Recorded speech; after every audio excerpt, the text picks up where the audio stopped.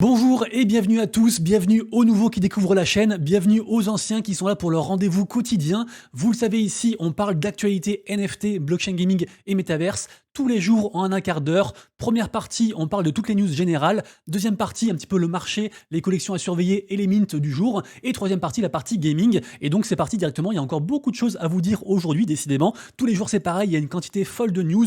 Et franchement, je sais pas comment font les gens pour être au courant de tout. Moi je fais ça H24, mais c'est mon boulot. Donc ceux qui font pas ça, du coup, je sais pas comment on fait. Il y a trop d'infos. Et donc du coup, c'est pour ça aussi que je suis là. C'est pour vous aider dans votre veille du Web3. Bien sûr, avant qu'on commence, n'hésitez pas à donner de la force à la chaîne en vous abonnant, en activant la cloche, en mettant un petit commentaire aussi pour me dire ce que vous avez aimé ou pas aimé, comment je pourrais progresser. Également aussi le pouce en l'air qui booste beaucoup les vidéos, donc merci beaucoup à tous ceux qui le font.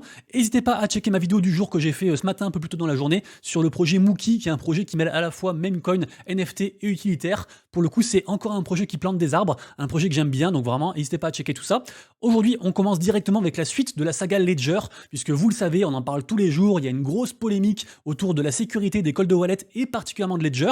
Et finalement, là, qu'est-ce qui se passe? On a un article de The Block qui nous dit qu'il y a un wallet trésor qui a été envoyé à une boîte spécialisée dans tout ce qui est piratage, hacking, etc. Et qu'ils ont réussi, avec le wallet physique, avec le cold wallet physique, à pirater en fait les fonds à l'intérieur du Ledger suite à une faille, on va dire physique, en gros, et du coup qu'ils ont pu exploiter. Donc tout ça pour vous dire que oui, beaucoup de gens crachent sur Ledger, oui c'est compliqué actuellement, mais n'oubliez jamais que, comme j'ai dit sur ma vidéo d'il y a environ 2 ou 3 jours, il n'y a aucun appareil 100% safe. Il y aura toujours une faille. C'est pour ça que moi, mes recommandations, après chacun fait ce qu'il veut et je donne pas de conseils, que ce soit financier ou autre, mais moi ce que j'estime être le mieux, c'est effectivement d'avoir un cold wallet, mais pas forcément que un, et pas forcément que d'une marque. Il faut savoir en fait diversifier ses investissements et aussi les mettre en fait dans différentes sources, de sorte que si un jour il se passe une dinguerie, et ben au moins il vous reste les autres trucs et pas vous n'avez pas tout mis tous vos œufs dans le même panier. Donc vraiment faites attention à vous et n'oubliez pas que rien n'est 100% safe. On enchaîne ensuite avec l'affaire très médiatisée à propos de la star mondiale Shaquille O'Neal, donc star et icône du basketball qu'on ne présente plus. Et en fait, il y a deux choses dans l'histoire. La première, c'est qu'il est mis en cause dans le cadre de l'affaire FTX, parce que comme beaucoup d'autres stars, il a promo l'exchange. Donc tout cela, du coup, ils sont tous embêtés et poursuivis. Et la seconde chose qui nous intéresse plus ici, c'est par rapport à sa collection NFT qu'il avait fait, rappelez-vous, il y a environ un an, en mars dernier. Il avait fait la collection Astral, qui est ici à l'écran. Il y avait 10K NFT sur Solana. Et le truc, c'est que là, il y a deux choses qui lui sont reprochées. Ça fait quand même un ensemble de 54 pages de charges contre lui. D'ailleurs, c'est encore une fois plus, c'est le cabinet, je sais plus, Vorowitz, un truc comme ça. Moskowitz, c'est un cabinet qui est habitué en fait à ce genre de poursuites. Donc il poursuit du coup Shaquille O'Neal. Et on lui reproche deux choses. Donc la première, c'est que a priori ces NFT seraient assimilés à des titres non enregistrés, un petit peu comme on va dire des propriétés physiques par exemple, qui seraient pas enregistrées légalement. Alors ça, je vais pas me prononcer dessus parce que pour moi en fait c'est d'ailleurs pour beaucoup aussi c'est le cas, hein, c'est l'utilité qui fait le cadre juridique du NFT, parce qu'en fait un NFT c'est tout n'importe quoi, c'est juste une technologie. Donc ça peut être un NFT artistique, ça peut être un NFT spéculatif, un NFT qui rapporte de l'argent de manière passive, ça peut être un NFT dans un jeu vidéo qui est même pas échangeable, ça peut être un soulbound token pour se connecter à une boîte, à un site sans fournir ses accès, enfin ses infos personnelles, ça peut être plein de choses différentes. Donc c'est vraiment l'utilité qui fait le NFT, qui le catégorise. Donc là du coup pour cette histoire de titre non enregistré, moi je suis pas d'accord, mais après voilà, je laisse la justice trancher. Par contre pour la seconde, je suis tout à fait d'accord, parce qu'en fait on lui reproche d'avoir fait des promesses, d'avoir délivré en fait une roadmap et de pas l'avoir respectée. Et ça du coup je suis mais vraiment totalement d'accord, parce que ça a protégé du coup les investisseurs et les acheteurs des NFT. Effectivement, il avait annoncé pas mal de choses, hein. Il avait annoncé des avantages physiques, il avait aussi annoncé un jeu, enfin il avait annoncé plein de trucs, et au final il a quasiment rien fait de tout ça, et il a juste on va dire pris l'argent. Donc il est poursuivi pour tout ça. Bien sûr, je vous tiendrai au courant sur ce qu'il en est pour la suite. Ça risque d'être assez long parce que comme je disais il y a beaucoup de charges, mais voilà, si jamais j'ai deux infos d'ici un mois ou deux, je vous le redirai bien entendu. On continue ensuite avec une annonce de fou de la part de Magic Eden. On avait teasé du coup le truc hier, donc c'est le chapitre 2 comme il l'appelle, et ça inclut en fait plein de changements. Le premier gros changement, c'est que Magic Eden devient un agrégateur de marketplace sur Solana. Ça veut dire qu'en fait, juste sur Magic Eden, vous allez pouvoir retrouver en fait plein de NFT qui sont listés ailleurs sur d'autres exchanges. Donc rien que pour ça, du coup, c'est une grosse mise à jour. Ensuite, ils vont aussi rendre open source le code de Magic Eden. Donc ça, on voit bien avec l'affaire d'ailleurs Ledger que les gens, ils aiment bien la transparence et puis la confiance. Donc c'est une marque de confiance et de transparence que de rendre open source son code. Et la troisième chose aussi, c'est que pour du coup fêter tout ça entre guillemets et booster les volumes, et ben en fait, ils donnent de l'argent. En gros, ils remboursent, enfin ils donnent 0,25% de plus aux gens en fait qui font des achats-reventes de NFT sur la marketplace. Par exemple, si vous vendez un NFT à 100 sols, et ben en vrai vous récupérez du coup 100,25 sols. Donc 0% de frais et en plus 0,25 en plus. Donc assez incroyable de faire tout ça. On va voir si ça va suffire à dépasser la marketplace Tensor qui était passée marketplace numéro 1 sur Solana. Mais en tout cas, c'est des annonces vraiment de fou. D'ailleurs, je vais liker parce que vraiment, c'est une grosse avancée. Comme quoi, c'est très sain d'avoir de la concurrence parce que ça oblige les différentes boîtes à se dépasser et à proposer plus de choses du coup pour leurs utilisateurs. C'est un peu ce qui s'était passé aussi avec Blur et OpenSea. On enchaîne ensuite avec un gros incubateur Web3 qui se veut être le plus gros d'Europe qui débarque à Angers. Alors, je sais pas si vous savez, mais moi je suis né à Angers, je suis angevin. Du coup, cocorico, je suis content. En tout cas, voilà, c'est une belle chose parce que du coup, c'est vrai que la France, des fois, on est un petit peu relégué au second plan. Donc là, du coup, avoir cette ambition-là, c'est plutôt cool. Donc la boîte, du coup, s'appelle CubeSui. Et donc, incubateur, c'est quand, en fait, vous propulsez, si vous voulez, des projets sur le devant de la scène en leur fournissant, par exemple, de l'argent, des ressources, etc. C'est vraiment une grosse aide, en fait, pour les différents projets Web3. Donc très vite, on a encore une fois de plus un drama avec les créateurs, en fait, du Grumpy Cat. Rappelez-vous, c'est le chat qui est ici, qui a été repris maintes et maintes fois en forme de mème. Et bah, figurez-vous que dernièrement, en fait, on avait un token, Memecoin, qui s'appelait du coup le Grumpy Cat token, un truc comme ça. Et en fait, c'était fait sans autorisation de la part des créateurs du Grumpy Cat. Du coup, ils sont poursuivis, il y a encore toute une histoire. Et ce qui est intéressant, c'est qu'une fois de plus, on voit encore que c'est une lettre NFT qui a été adressée du coup au propriétaire de l'adresse qui gère du coup le contrat en fait du Memecoin Grumpy Cat. Et ça, bah, c'est un truc qu'on voit de plus en plus, les lettres NFT qui servent à la fois de notification. Je trouve ça cool. Donc voilà, on verra où ça va, mais une fois de plus, les NFT au cœur de l'utilité du Web3. Donc du côté de Blur, depuis leurs nombreuses annonces sur les différentes collections NFT qu'ils incorporent à leur solution en fait de prêt NFT pour soit du coup mettre son NFT en collatéral, récupérer de l'argent, soit acheter un NFT du coup à beaucoup moins cher et régler plus tard, et ils sont en train d'exploser. Vraiment, ils prennent une avance considérable sur le reste du marché. Dernièrement, du coup, ils ont rajouté également aussi les NFT Otherside et puis aussi Bored Ape Kenneth, donc de l'écosystème Yuga Labs.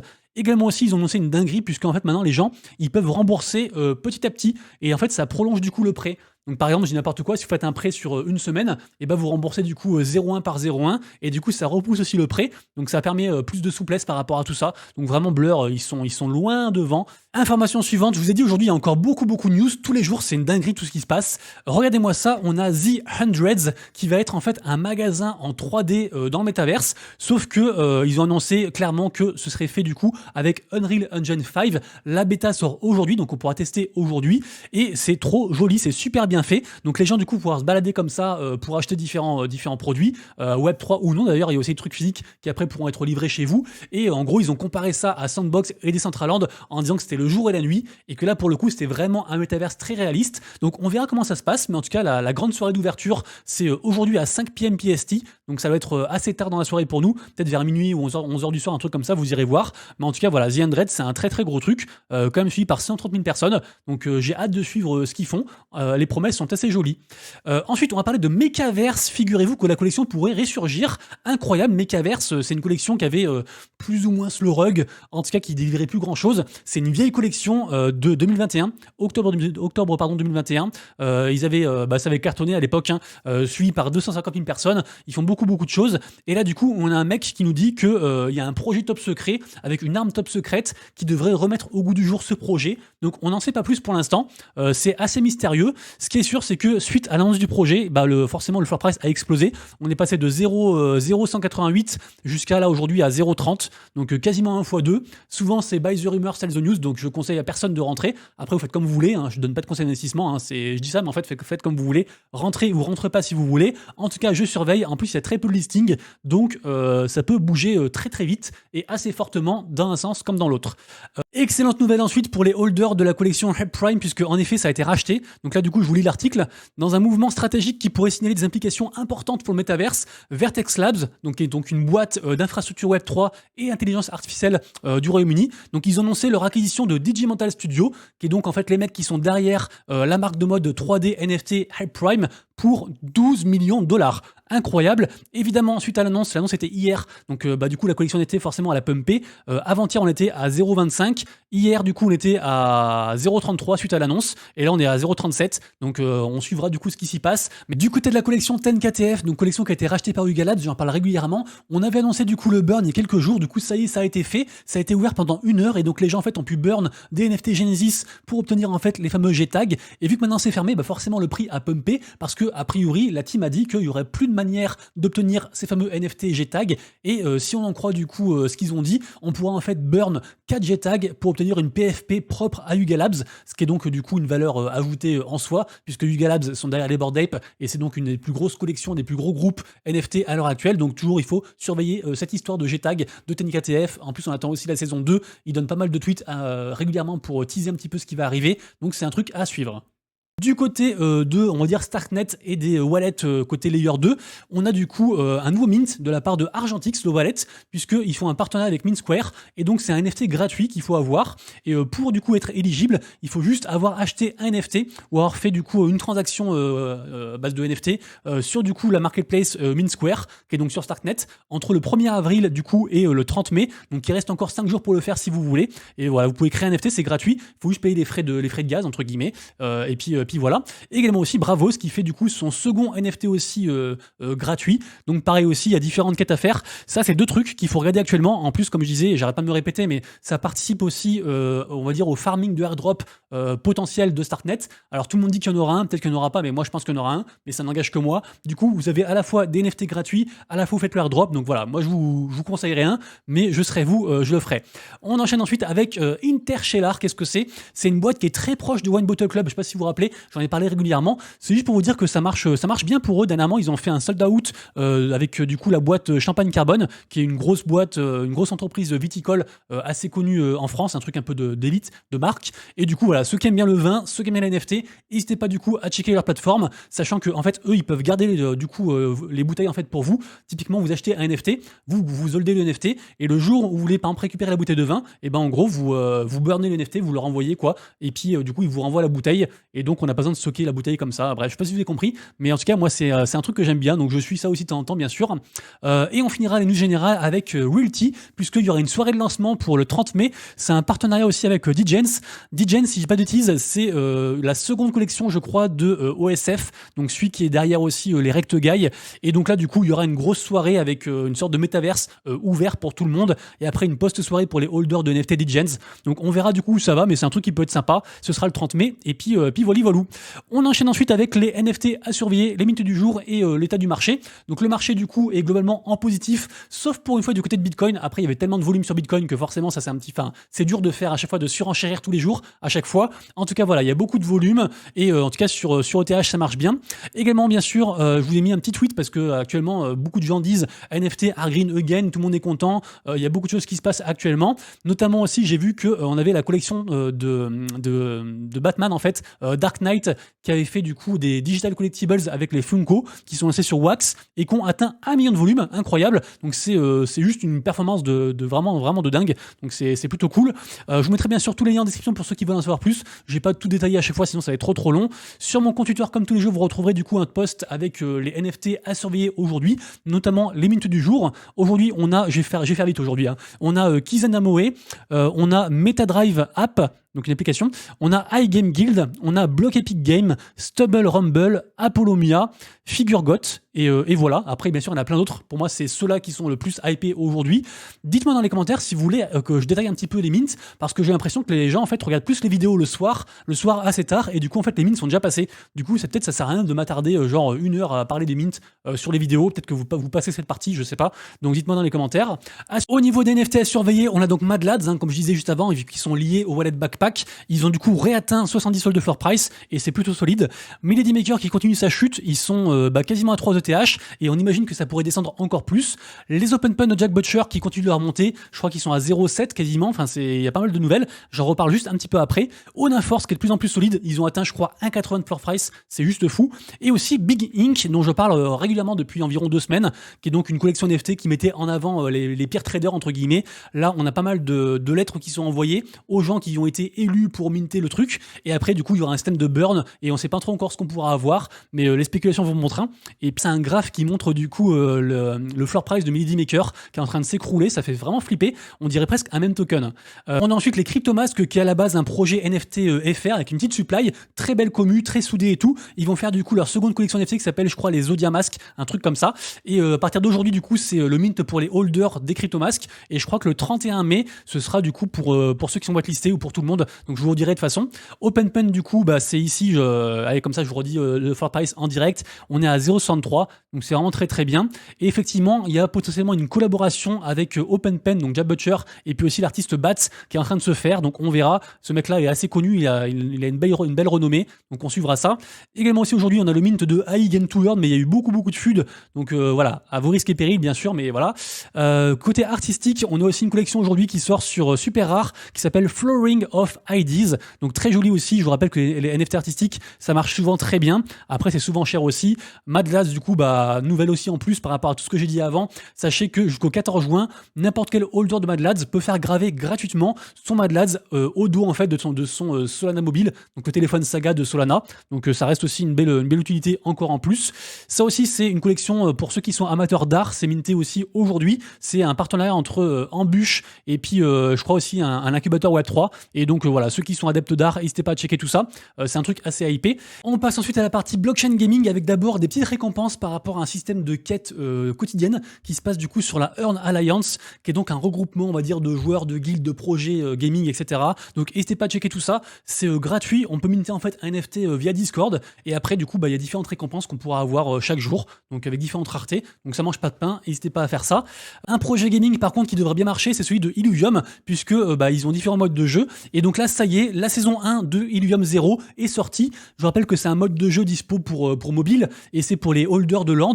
Moi, j'ai plus de land à l'heure actuelle parce que j'ai pas le temps à consacrer pour jouer au jeu. Mais si quelqu'un du coup joue au jeu, et ben je veux bien avoir un retour dans les commentaires pour me dire ce que vous avez pensé de la saison 1. Est-ce que c'est intéressant? Comment ça se passe? Est-ce que c'est pas trop énergivore ou chronophage? Du côté de Gala Games est sorti depuis hier soir le jeu Grit, donc le FPS western que vous voyez actuellement à l'écran, qui est testé actuellement à l'écran. Donc c'est une première version. Les gens globalement apparemment sont plutôt contents. Moi j'ai pas encore testé, mais écoutez, quand je vois l'image ici, ça me paraît assez sympa. Donc je verrai si je peux tester ultérieurement, mais ça reste une bonne nouvelle en tout cas et très prometteuse par rapport à l'avenir. On a ensuite une rumeur par rapport à Gods Unchained, le jeu de cartes, donc le jeu TCG de Immutable X, qui devrait peut-être arriver sur du coup l'App Store et Google Play. Et donc on verra ça. Je vous rappelle que dernièrement on a Axie Infinity qui est arrivé dessus, donc c'est possible. Donc ça permettrait effectivement de démocratiser encore plus le jeu, même si c'est déjà un très gros projet. On enchaîne d'ailleurs avec Axie, puisque Axie, ça y est, ils ont fait un truc vraiment super intéressant, super smart, j'ai envie de dire, puisqu'en fait ils permettent aux gens qui ont des NFT Axie de en fait les customiser, les transformer entre guillemets en PFP pour par exemple les afficher sur Twitter. Et c'est vrai que ça manquait, je trouve, ce côté-là, on va dire le côté social en fait de montrer ces Axie. Donc plutôt cool du coup de voir ça. Ensuite, on a Abyss World qui est un projet sur Sui. C'est un projet gaming, c'est un open world un peu en mode dark fantasy RPG. Ils ont levé beaucoup de fonds avec beaucoup de gros participants, notamment Exterio Games, carrément aussi la blockchain Sui directement. Donc on verra où ça va, mais c'est un gros projet. Donc toujours pareil, en général, c'est intéressant de rejoindre du coup les Discord, les réseaux pour essayer de choper du coup des places en early pour avoir des NFT ou des choses comme ça. Donc ça c'est vous qui voyez, mais pour moi c'est un gros projet. Après malheureusement Sui, c'est assez compliqué. On reparle ensuite de l'écosystème Myria, puisque l'écosystème Myria c'est une blockchain à part entière, hein, c'est un layer 2 sans frais, et donc ils ont différents jeux qui se greffent petit à petit. Ils ont fait leur token il n'y a pas si longtemps que ça. Pour l'instant c'est assez léger, la hype au niveau de Myria elle est presque inexistante, mais ça reste un écosystème sympa. En tout cas on a Metalands qui devrait arriver très bientôt du coup dessus, version PC, parce que pour l'instant il est dispo que sur téléphone, donc sur Google Play et l'App Store, et normalement ça devrait être aussi gratuit pour ceux qui veulent tester du coup le FPS sur l'écosystème Myria. Et on finira la vidéo du jour aujourd'hui avec deux news qui concernent des lapins, deux projets lapins que j'aime bien. La première, ça concerne du coup Futureverse, qui est donc le métaverse en fait de la collection Fluff World, qui est un écosystème vraiment très grand. Ils font beaucoup de choses. Ils ont une pléthore de collections NFT. C'est un truc de fou. Malheureusement, les deux collections NFT là, enfin le projet ici et le projet d'après, je les ai contactés parce que je suis un lapin et ils s'en fichent. Ils m'ont un peu chié dessus. Mais en tout cas, ça reste des projets que j'aime beaucoup, même si je travaille pas avec eux. Et du coup, je vous invite fortement à regarder parce que en effet, il devrait y avoir bientôt l'arrivée en fait du token Root, donc le token du coup aussi carotte, qui devrait arriver très bientôt. Et donc, il y a potentiellement une nouvelle hype aussi sur le projet, donc Futureverse et Fluff World, qui sont donc liés les deux. Hein. Et on finira la vidéo aujourd'hui avec My Pet Hooligan, qui est aussi donc un jeu de lapin. Cette fois-ci, du coup, un jeu de combat, un truc que j'aime beaucoup aussi. On est censé avoir du coup la mise à jour 1.5 qui va arriver très bientôt et qui devrait apporter beaucoup de changements majeurs. Notamment aussi, ça arrive aussi sur l'Epic Store. Pour l'instant, d'ailleurs, c'est l'Epic Game Store qui a retardé en fait la sortie de la 1.5. Et du coup, tout ça devrait arriver très bientôt. Et par ici, ça devrait aussi remettre de la hype au niveau NFT. Ça, en tout cas, ces deux projets-là dont j'ai parlé avec des lapins, c'est deux très gros projets que moi j'aime beaucoup personnellement. Donc, n'hésitez pas du coup à checker tout ça. Nous, on se retrouve dès demain. N'oubliez pas que ce soir à 20h30, on aura un événement exceptionnel sur le Discord. C'est gratuit, c'est ouvert à tout le monde et il y a des NFT à gagner. Ça durera environ 1 heure, je pense, un truc comme ça. Donc vraiment, n'hésitez pas à venir nous rejoindre. Et sinon, pour les vidéos, on se retrouve demain. Donc d'ici là, prenez soin de vous, de proches et de vos lettres. C'était Monsieur Rabbit, des bisous. Ciao, ciao.